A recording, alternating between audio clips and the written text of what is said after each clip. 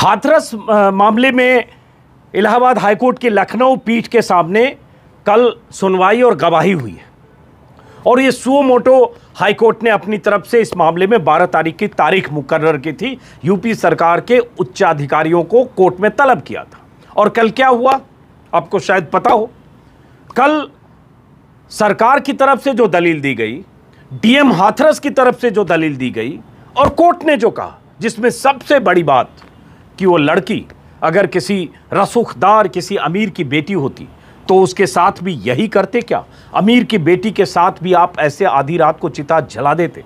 ये बहुत बड़ी बात कल कही है हाईकोर्ट ने। ये तमाचा है योगी सरकार के उन अधिकारियों पर जिन्होंने उस रात परिवार की मर्जी के बगैर आधी रात को चिता जलाने की कोशिश की और चिता जला दी।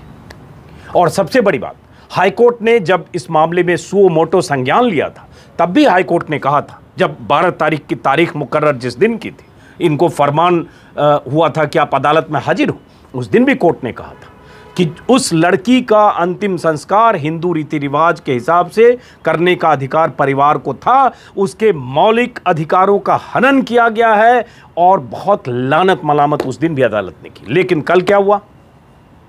हाईकोर्ट में हाजिर हुए यूपी सरकार, योगी सरकार के बड़े अधिकारियों ने पल्ला झाड़ लिया कि यह फैसला लोकल एडमिनिस्ट्रेशन का था, स्थानीय प्रशासन का था। और स्थानीय प्रशासन जो डीएम हाथरस थे, उन्होंने कोर्ट में कहा, यह भास्कर ने लीड छापी है, बहुत दिलचस्प है। डीएम बोले, रात में अंत्येष्टि का फैसला मेरा था, सरकार का नहीं। डीएम ने कहा कि आधी रात को जो अंत्येष्टि हुई, चिता जली, वो फैसला उनका था। और डीएम हाथरस प्रवीण कुमार लक्षकार, ये वो डीएम है, सबका ट्रांसफर हुआ, इनका नहीं हुआ। इस पर बहुत सवाल उठे कि डीएम पर योगी जी या सरकार में ऊंचे पदों पर बैठे किन लोगों का हाथ है कि डीएम का ट्रांसफर नहीं हुआ। इतना सवाल, इतना बवाल के बाद क्या आप में से किसी को लगता है कि आधी रात को इस तरह से चिता जला दी गई?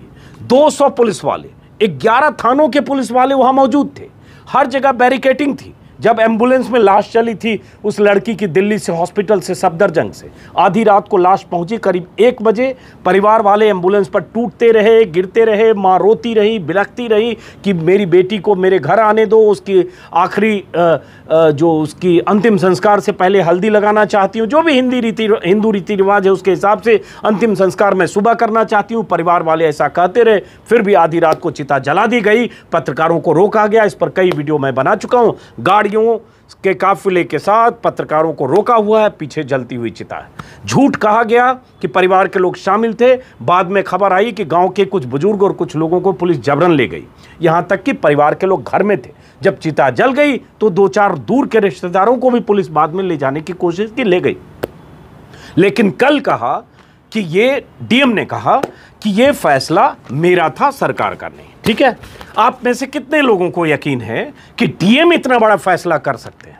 और अगर डीएम ने इतना बड़ा फैसला किया तो उतने दिन तक सरकार की तरफ से बचाव क्यों किया जाता रहा और डीएम के खिलाफ कार्रवाई क्यों नहीं?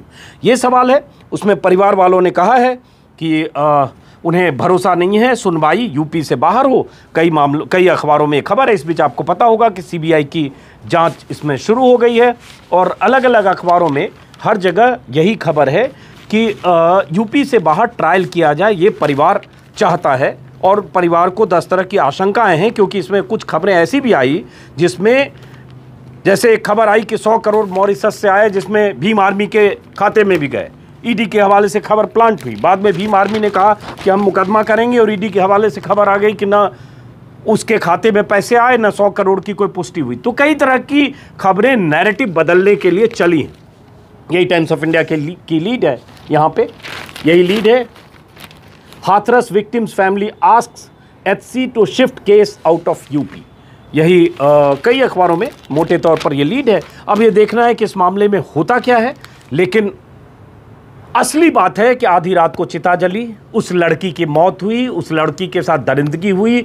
4 लोगों ने रेप किया, 2 लोगों ने किया, कौन किया ये अब जांच से दूध का दूध पानी का पानी होगा। लेकिन वो लड़की मारी गई, बेमौत मारी गई, उसके साथ दरिंदगी हुई, चाहे जिस भी तरह की दरिंदगी हुई, और आधी रात को चिता जला दी गई। उसके बाद बीच में कितनी कहानियां हैं, उन कहानियों की गुत्थी जांच से सुलझेगी। इस बीच टाइम्स ऑफ इंडिया में एक खबर है, उसी को आगे बढ़ाते हुए पहले पेज पर सिंगल कॉलम है, अंदर के पन्ने पर विस्तार से है।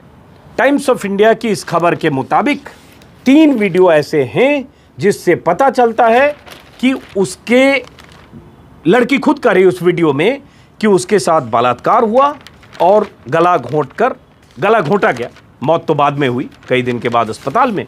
और वही टाइम्स ऑफ इंडिया ने विस्तार से अंदर के पन्ने पर छापा है, यहां छापा है टाइम्स ऑफ इंडिया की एक खबर। इसका मतलब यही है कि लड़की के 3 वीडियो जो टाइम्स ऑफ इंडिया के पास है, एक वीडियो पहले चले भी हैं चैनल पर, और उन्हीं वीडियो को बचाव में आरोपी पक्ष और सरकार की तरफ से जो आईटी सेल है वो भी सर्कुलेट करने की कोशिश कर रही है कि पहली बार लड़की ने ये नहीं कहा, दूसरी बार ये नहीं कहा, और तीसरी बार मजिस्ट्रेट के सामने बयान में लड़की ने जो डाइंग डिक्लेरेशन बोलते हैं, आखिरी बयान बोलते हैं, जिसमें उसने कहा था कि उसके साथ सामूहिक बलात्कार हुआ। तो 3 वीडियो का हवाला टाइम्स ऑफ इंडिया ने दिया है, जिस वीडियो में लड़की ने क्या क्या कहा है उसका जिक्र है, जिसमें लड़की ने पहले वीडियो में भी टाइम्स ऑफ इंडिया ने जिसका जिक्र किया है कि पहले वीडियो में भी उस लड़की ने कहा कि उसके साथ ज़बरदस्ती की गई। ज़बरदस्ती का और मतलब क्या होता है उसी में इंग्लिश है, मुझे वीडियो का टेक्स्ट नहीं पता है, लेकिन 14 सितंबर जिस रात घटना हुई 48 सेकंड का वीडियो का जिक्र करते हुए टाइम्स ऑफ इंडिया कहता है, जिसमें लड़की ने कहा था उन्होंने मेरा गला दबाया, हिंदी में बोल रहा हूँ, अंग्रेजी में लिखा है, उसने हिंदी में ही बोला होगा। और उसके बाद इसलिए जब पूछा गया ऐसा क्यों हुआ तो उसने कहा क्योंकि मैंने उन्हें ज़बरदस्ती नहीं करने दी। फिर जो भी आदमी है वो पूछता है कि उन्होंने ऐसा गला क्यों दबाया, फिर वो लड़की कहती है क्योंकि मैंने विरोध किया। इस तरह से 2 वीडियो उस लड़की के हैं मजिस्ट्रेट के सामने बयान देने के पहले के।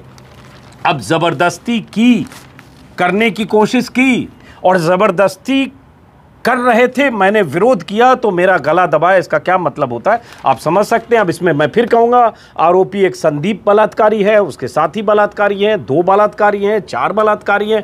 ये सारी चीज़ अब सीबीआई की जांच से पता चलेगा। इस पर मैं कोई जजमेंट नहीं देना चाहता जैसे बाकी सारे चैनल जजमेंट दे रहे हैं, लेकिन उस लड़की की मौत हुई, उस लड़की के साथ दरिंदगी हुई, उस लड़की का गला घोंटा गया, उस लड़की की लाश आधी रात को जलाई गई, और सबसे बड़ी बात उस लड़की का डाइंग डिक्लेरेशन, मतलब मौत के पहले का आखिरी बयान है जिसमें उसने साफ साफ कुछ आरोप लगाए।